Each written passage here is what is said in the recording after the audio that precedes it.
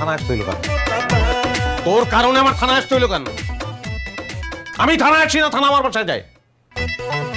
মন্ত্রীর সঙ্গে মিটিং, সেটা ক্যান্সেল করে আসতে হইলো আমার। স্যার আমার কি দোষ? এরা তো কোনো কথাই শুনলো না, আমার থানায় নিয়েছি। আমার পরিচয় দাস নাই? দিছি। কি বলে? কয় কোনো মন্ত্রী ফন্ত্রী টাইম নেই, সায়েম ফাইম চিনি না। কি সায়েম কি? হ্যাঁ তারপর চিনেন আপনি? কনগ্রাচুলেশন, বিশাল ক্ষমতাশালী জায়গায় তুই চলে আসছস। বাহ! কি হচ্ছে আমার এখানে? আমার অফিসে এসে আমার সাথে কথা না বলে আপনি ওদের সাথে কথা বলতেছেন।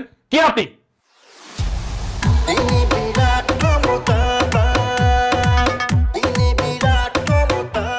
আপনার অনেক সাহস, এবং আপনার সাহস অজ্ঞতা প্রসূত।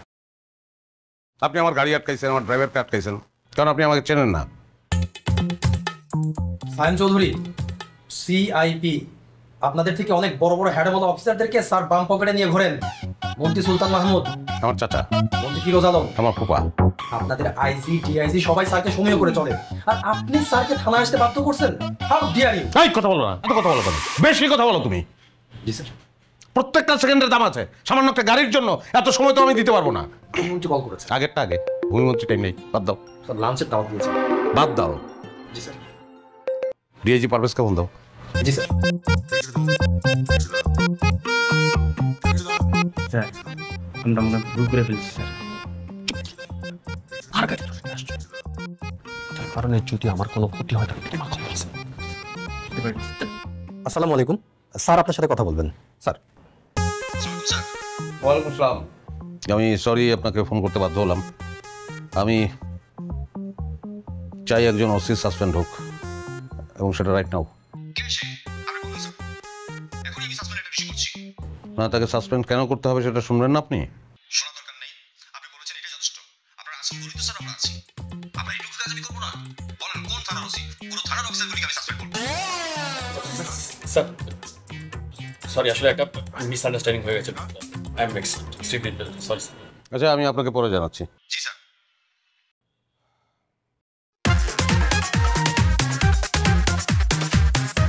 Sorry sir, please.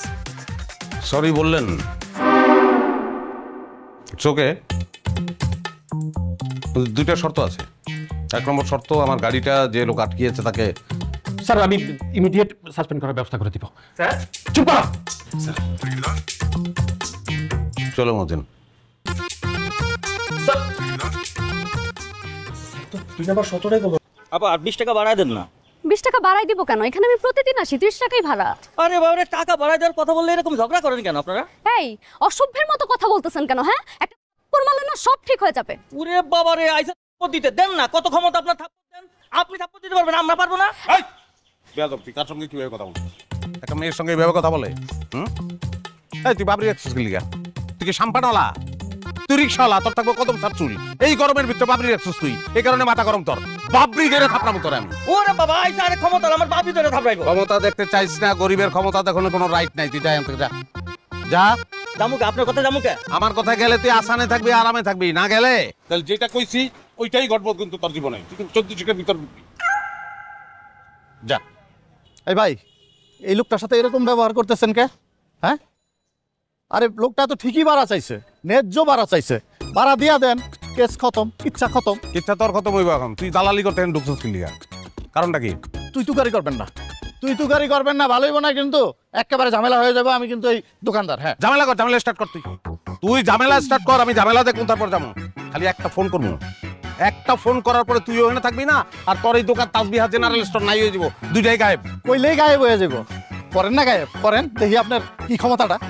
আহা থাক, আমি বলি কি, ওদের সাথে শুধু শুধু ঝামেলা বাড়িয়ে কোনো লাভ নেই। আপনি ভয় পাচ্ছেন কেন? ভয় পাওয়ার কিচ্ছু নাই। এরা আমাকে চেনে না। যদি চিনতো তাহলে এখানে আর এখন জায়গা নষ্ট করে ফেলতো ওরা। আইছে বিরাট ক্ষমতাবান মন্ত্রী মিনিস্টার। মন্ত্রী মিনিস্টার পকেটে থাকে, তুই দেখবি, দেখবি তুই। আহা আমি বলি কি, খামুখা ঝামেলা বাড়িয়ে কোনো লাভ নাই। ঝামেলা কমানোর কোনো উপায় নাই এখন। এটা একটা মীমাংসায় যাইতে হইব। আরো মেজাজ খারাপ করে দিছে। খেলা তো আমার দেখাইতে হবে। এখন আমি যারা ফোন করবো সেই দেশের স্বরাষ্ট্রমন্ত্রী। হ্যাঁ দেখেন। হ্যাঁ মামা, মামা আমি উত্তরা 22 নম্বর সেক্টরের 4 নম্বর রোডে আছি। এটা 16 নম্বর বাসা। এটা তাসবিহা জেনারেল স্টোর নামে একটা দোকান আছে। এই দোকানের দোকানদার এবং দোকান, এই দুইটাই চাই, আমি থাকবো না। দোকান নাই হয়ে যাবো আর দোকানদার জেলে থাকবো। কি করছে এটা শুনে কি করবেন? আপনার ভাইগনারা থ্রেট দিছে, জানে মেরে ভালাইবে, সেই থ্রেট। জি, একটা রিক্সাওয়ালা আছে সঙ্গে জড়িত। রিক্সাওয়ালারাও তুই পলাশ কই, তুই মামা রিক্সাওয়ালা বলাই দিতে অসুবিধা নেই, আমি নাম্বার বলতেছি রিক্সার 375289। হ্যাঁ আছি আমি মামা, আছি। তুই শেষ? স্যার তুই নাই রে, স্যার ভুল তুই হয়ে শেষ। এক কাজ কর, কোল্ড ড্রিঙ্কস খাবেন নাকি আপনি? 2টা কোল্ড ড্রিঙ্কস, আচ্ছা 5টা কোল্ড ড্রিঙ্কস দে, বাসায় নিয়ে যাবো। তোর জীবনে শেষ বেঁচে কিনা এটা? স্যার ভুল হয়ে গেছে স্যার, একদম ভুল হয়ে গেছে। ঘরে অন্ধমা আর বিধবা বোন আর 3-4টা পোলা পাইন, এই দোকানটা যদি না থাকে আমি কি খাওয়া বাঁচুম স্যার? তুই তো ফুল একটা অসহায়ত্বের প্যাকেজ, কিন্তু তোর 20টা মেনা গেলি গা। স্যার হ্যাঁ আমি বলি কি, মাফ করে দেন, আর মাফ করা অনেক মহৎ গুণ। শোন, স্যার তোর ওই বিধবা মা আর অন্ধ বোনের কথা বলি না, এর লেগে মাফ করে দিলাম। যা। স্যার ভুল হয়ে গেছে না, অন্ধমা আর বিধবা বোন। এই যে কারেকশন করস না, এর লেগে তুই ধরা খাস। তুই এখানে কিন্তু ঢুকছিলি কারেকশন করতে দোকান ছেড়া, এর লেগে ধরা খাইছিস। তুই জীবন আর কারেকশন করবি না, যে যেটা বলবো জি করবি। কি করবি? জি। হ্যাঁ, যা দোকানে যা, দোকানে গিয়ে বয়, যা বাতাসটা যা, যা তোর দে। আমার জন্য শুধু শুধু আপনাকে উটকো ঝামেলায় পড়তে হবে। আমি স্টুপিড না, একটা মেয়ের সাথে একটা লোক খারাপ ব্যবহার করবে, আমি চুপটা বসে থাকবো? মোহাম্মদপুরে একটা বাড়ি আছে, সেটা দখল হয়ে গেছে, তাই তো? হ্যাঁ, কিন্তু যারা বাড়িটা দখল করেছে মানে কোনোভাবেই ছাড়াতে পারছি না। আমার কেন যেন মনে হয়েছে আপনি চাইলে সম্ভব। কিন্তু তারা ওই এলাকার বেশ ক্ষমতাশালী লোকজন। আমার বাবা ওদের নামে মামলা করেছিল, উল্টো তারা লোক পাঠিয়ে আমার বাবাকে প্রচণ্ড মেরেছে। আপনি ওই লোকটার বাড়ির ঠিকানা শুধু আমাকে পাঠান, তারপর আমি দেখছি। আমি জাস্ট একটা ফোন করবো, আমি কথা দিচ্ছি আপনাকে উইদিন 10 মিনিটস প্রশাসন ব্যবস্থা নেবে। আপনি যদি ফোনটা করেন খুব উপকার হতো। না, ফোন তো আমি অবশ্যই করবো, কিন্তু সেক্ষেত্রে আপনাদের বাড়ির কাগজপত্র আমাকে দেখাতে হবে। এবং কিছু মনে করবেন না, আমি আসলে কোনো অ্যাকশনে নামলে এটা সলিডিটি আগে দেখে নেই। সো সেক্ষেত্রে কাগজপত্রগুলো আমাকে দেখতে হবে। স্যার এবার হোম মিনিস্টারের ফোন। আমি মারা গেছি, আই এম ডেড। আপনি মারা গেছেন বললে তো সবাই এখন হোম কি অফিসে চলে আসবে। যা খুশি তা বলো, ম্যানেজ করো। অদ্ভুত কথা বলবো না। জি স্যার। আর এখানে সব কাগজপত্র আছে। Thank you.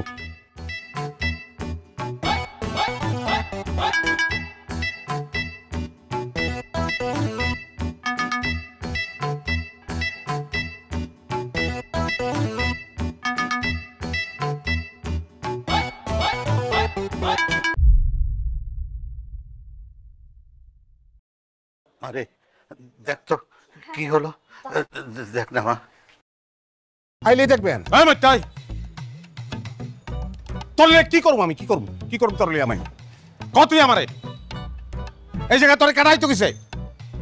হ্যাঁ, তোর লেগে এখানে তুই আমার ওই তোর আটকাইছে, কেডা আটকাইছে? আমি আটকাছি। আসসালামু আলাইকুম ভাইজান।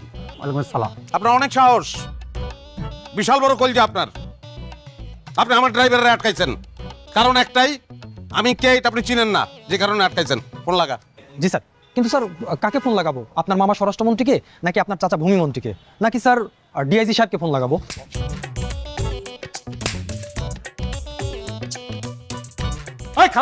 খারাপ অমিতাভ বচ্চন তুই কোন মনে গা করোড়পতি মারাস তুই আমার লোকে না? অপশন দাস তুই আমারে? Sorry sir. স্বরাষ্ট্র। ফোন লাগা। আমি এইটাই ভাবছিলাম। ভাবলে চটকানা খালি গিলিগা।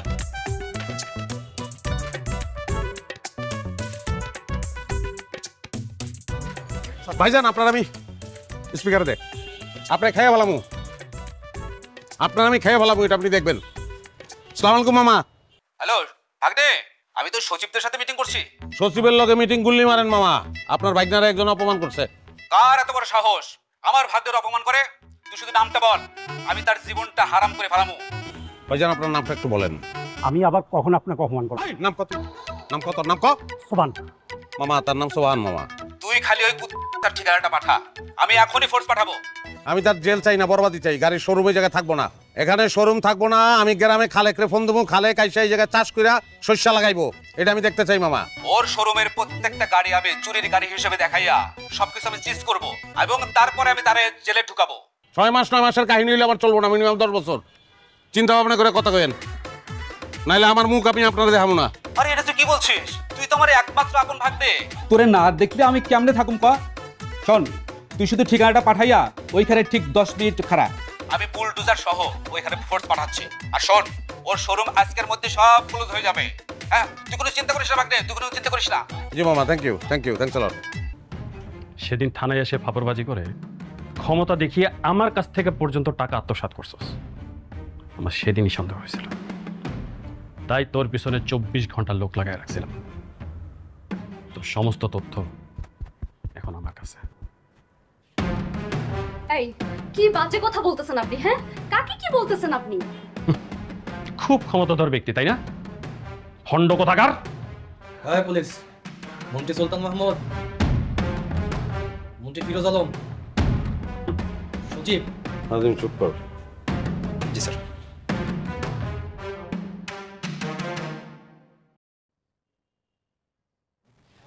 উনি যা বলছেন সব সত্য।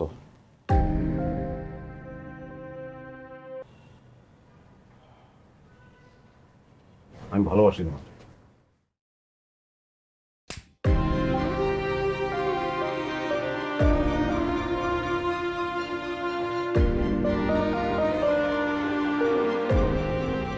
সারা জীবন অন্যের ক্ষমতার উপর ব্যবহার করে আমি চলছি,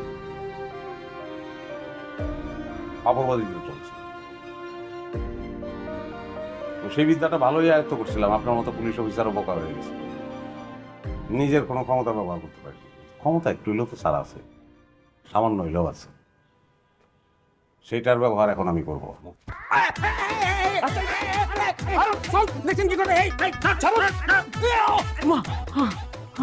আমি ভিতরে ঢুকবো, তুই তোমার বাইরে মতো, আমি বাইরের মতো। 2 দিনের মধ্যে তুই এই বাড়ি ছাড়বি। তুই যদি এই বাড়ি না ছাড়ো, স্যার ইরার যদি কোনো ক্ষতি হয় বাইরে হলাম তোর।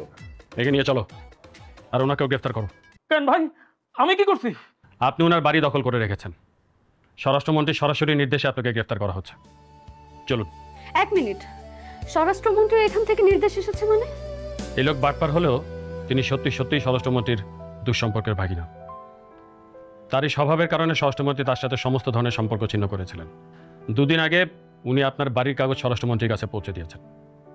সেই কাগজ দেখার পরে স্বরাষ্ট্রমন্ত্রী ফোন দিয়েছেন আমাদেরকে ওনাকে গ্রেফতার করার জন্য। আপনি চলুন আমার সাথে, সবাইকে নিয়ে চলো, আসুন।